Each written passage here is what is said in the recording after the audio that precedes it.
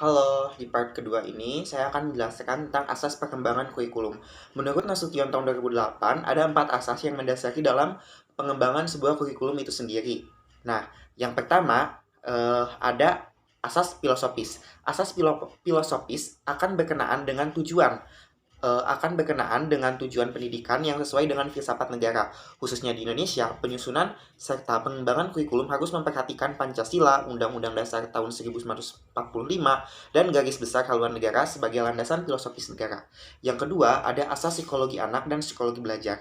Yang perlu diingat, eh, yang perlu diingat hal-hal yang perlu diperhatikan dalam pengembangan kurikulum adalah yang pertama tuh anak bukan miniaturnya orang dewasa. Yang kedua, fungsi sekolah untuk mengembangkan pribadi yang seutuhnya seperti pengembangan potensi yang ada dalam diri peserta didik serta faktor anak harus diperhatikan dalam pengembangan kurikulum.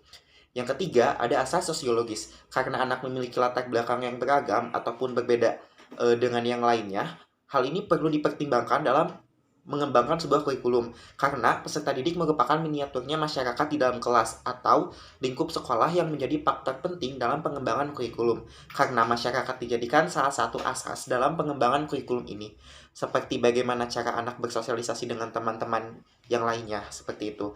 Yang keempat ada asas organisatoris. Asas ini berkenaan dengan masalah bagaimana bahan-bahan pelajaran yang akan disajikan kepada peserta didik, misalnya apakah dalam bentuk mata pelajaran tersebut akan terpisah ataupun adanya hubungan antara pelajaran satu dan yang lainnya yang akan diberikan oleh seorang pendidik. Mungkin sekian dulu yang dapat saya sampaikan.